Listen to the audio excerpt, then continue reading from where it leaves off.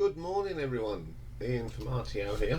Welcome to another edition of Then and Now, or the discography show, the history show, whatever you call it. It's the show where we look at a band, look at their first album and their last or current album, just compare them, see if they've got any better or any worse, and then we just quickly go through the rest of their albums, picking out some highlights.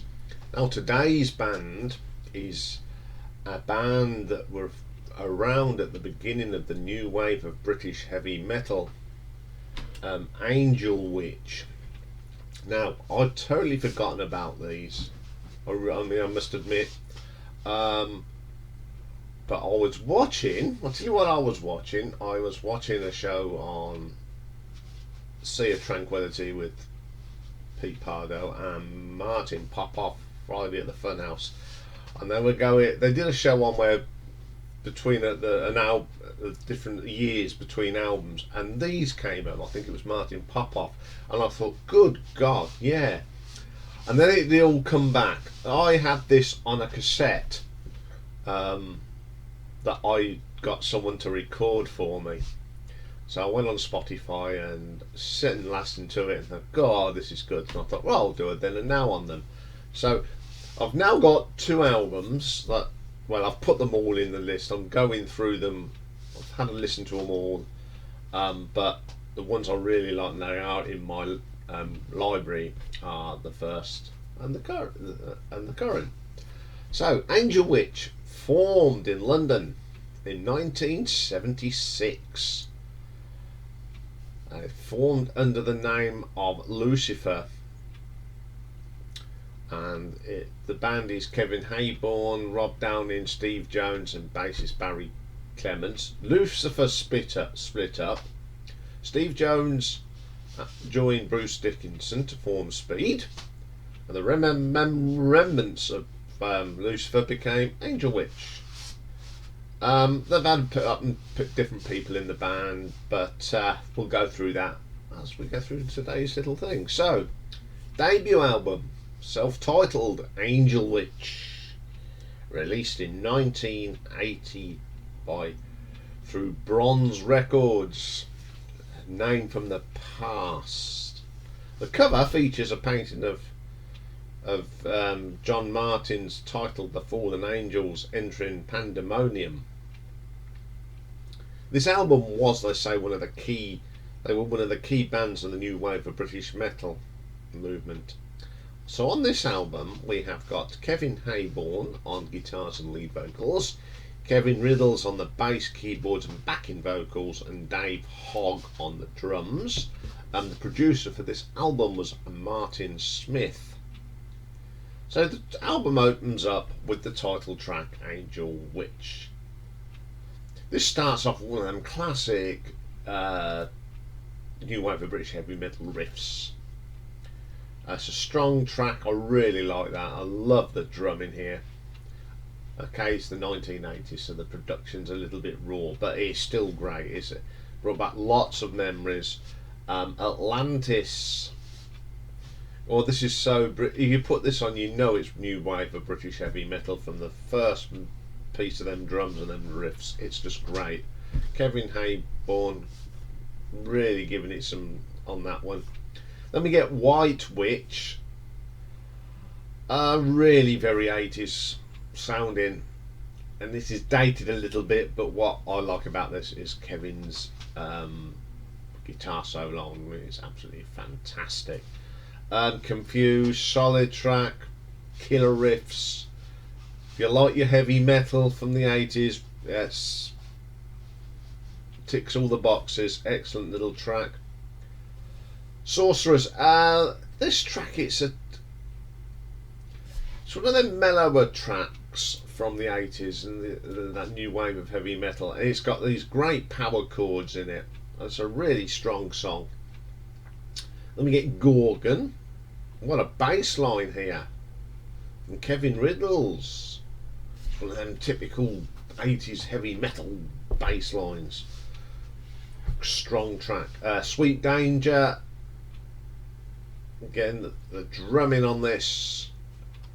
from Dave Hogg is absolutely belting, really good sound.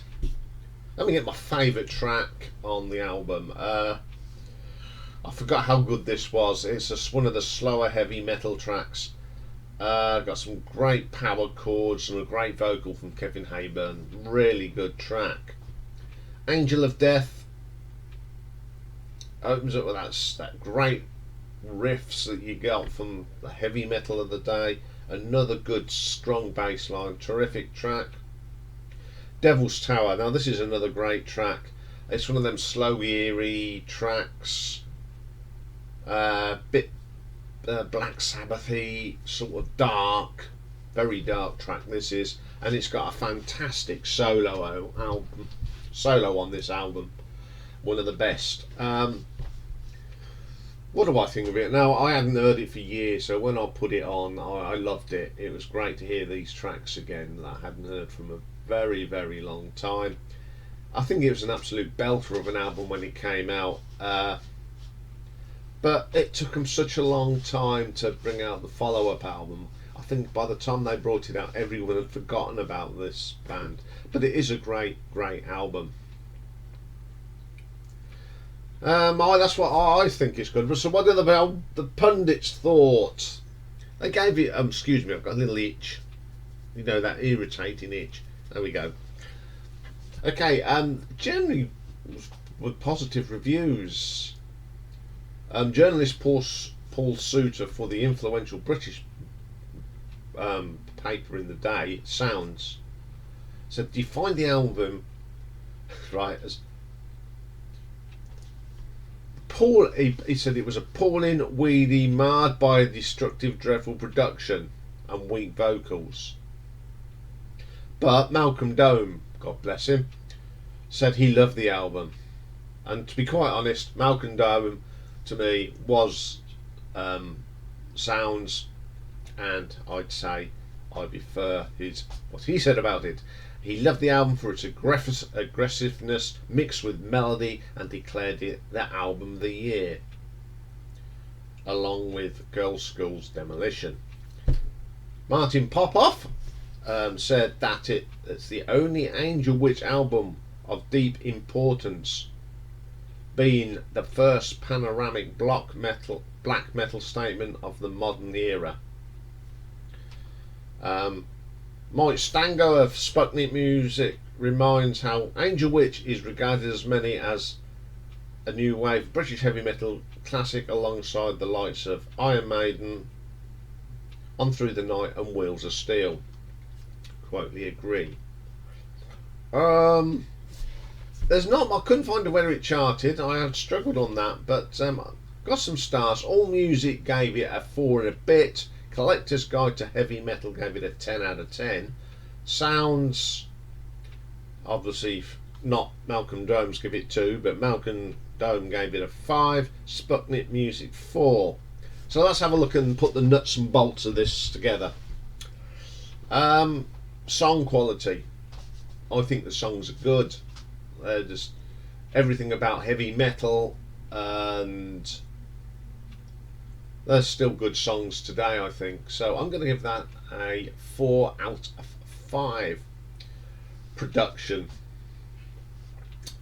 I do agree that the production is a little bit raw and a bit hollow in places, but I think it's still it's a pretty good album. But I'm going to give it production a 3 out of 5. Reception, well, everyone liked it, of course, except Mr. Souter. But what I remember back in the day, you know, when I was a teenager, we all thought this was a great album.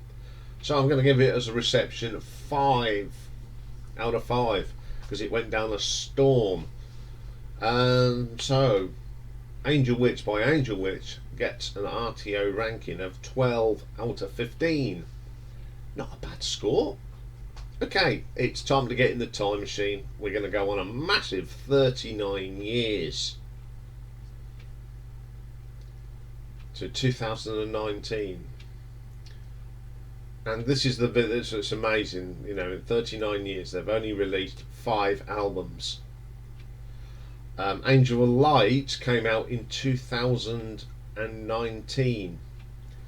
So the only person left from the original band is Kevin Hayburn on vocals and guitars. We've got Will Palmer on the bass, Jimmy Martin on guitars, and Frederick Jansen on drums. First track on here is called Don't Turn Your Back. This is just good old-fashioned 1980s heavy metal with better production. It's absolutely brilliant. Absolutely stonking track. The second track is called Death from Andromeda. It's got that galloping heavy metal sound to it of old. It's still got the origins of British heavy metal. It's very British, but it's got a modern feel to it. It's just great, excellent. Love that track. My favourite track on this album. We Are the Damned, one of them. What I like about this, it's got that typical double guitar heavy metal sound. Having the 2 guitarists now on this album really gives it an extra depth now, and it's not so hollow. It's absolutely brilliant, and the drumming from this Frederick Jansen is terrific. Great track. The Night Is Calling's the next track. It's one of them slower starts in a metal song with great power chords, and Kevin Hayburn can still sing. It's solid. Condemned. The cymbals on there, they're so crisp. Really good metal track. Window of Despair, more galloping riffs, more galloping drums. Great vocal again from Kevin Hayburn. A really good guitar solo. Does what it says on the tin. You know it's Angel Witch. I Am Infinity. Great song again. Driving riffs, solid track. Angel of Light, the title track and the last track on the album. It's one of them darker, slower metal tracks, and then all of a sudden it starts to give memento, and it goes into a really strong heavy metal track, very similar to some of the Saxon stuff of now. Terrific album, absolutely brilliant, solid. If you like your whole old-fashioned style heavy metal, you're not going to dislike this at all. It's what, if you're of a certain age and you remember the new wave of British heavy metal, this is great, and it's great to see a band like this that have not released many albums coming up with this little gem. It is a brilliant album. I love it. It's great to see Angel Witch back, stronger than ever. Didn't find many reviews on this, but I found a couple which are really good. Carl Frederick from Sonic Perspectives.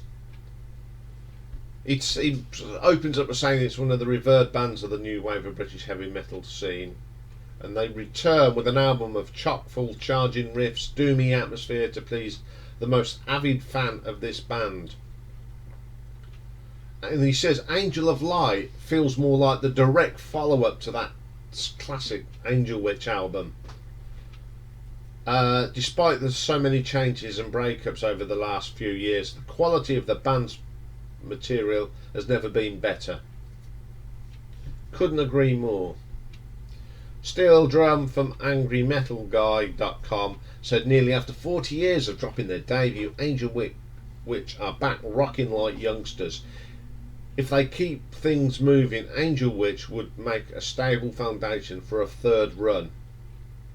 All 4 members show their musical pedigree on this marvellous album and make it clear that far from being elder statesmen of the rock movement, they are going through the motions and are vibrant and energetic and as vital as they've ever been.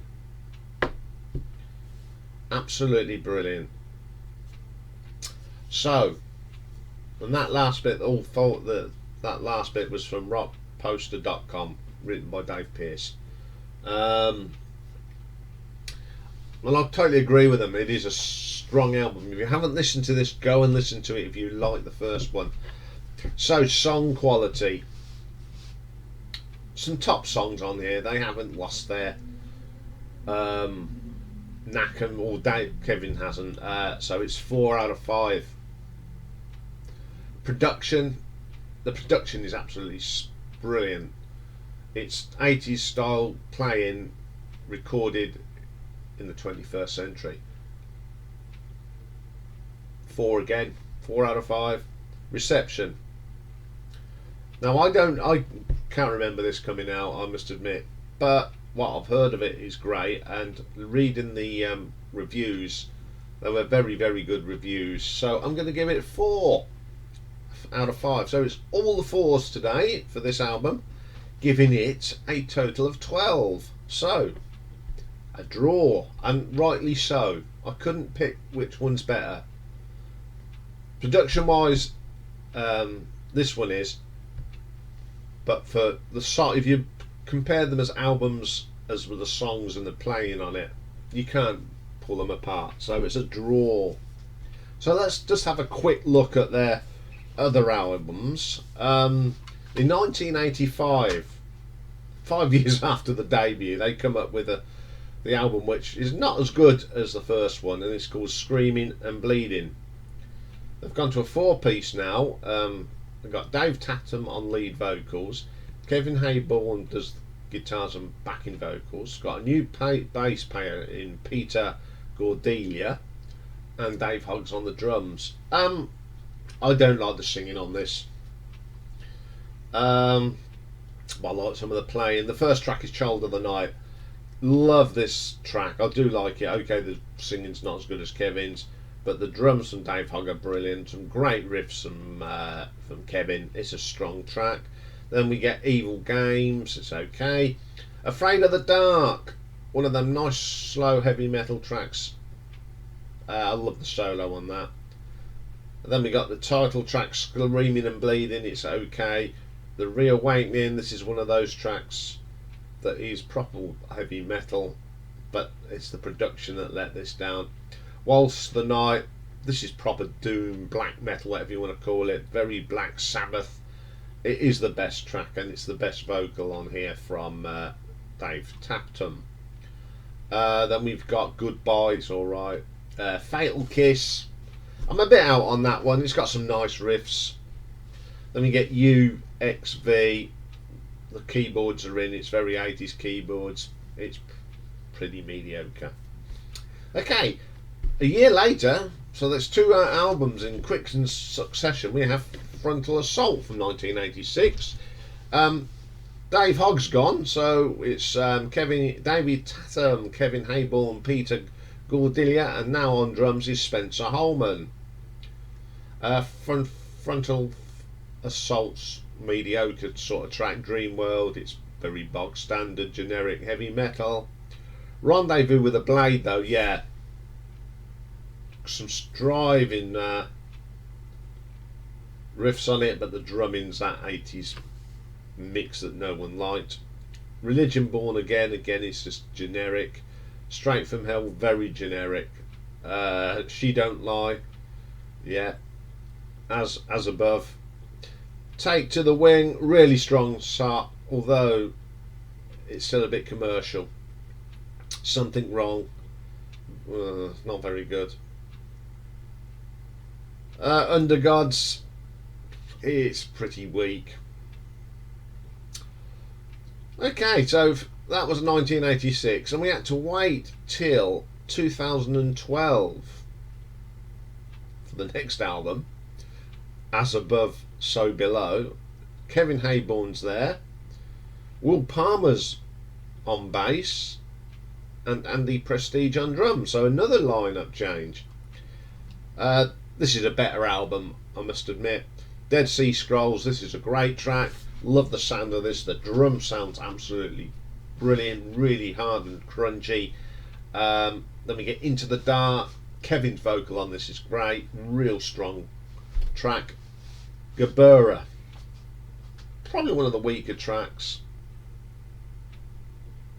The Horla. Now this, in a funny way, reminds me of Iron Maiden's Remember Tomorrow. It's in that vein. Doesn't sound nothing like it, but it's in that vein, and the arrangement. It's a great song. I like that. Witching Hour's okay. Upon This Chord, some great guitar work here from Kevin Hayborn. What an underrated guitar player he is. Guillotine.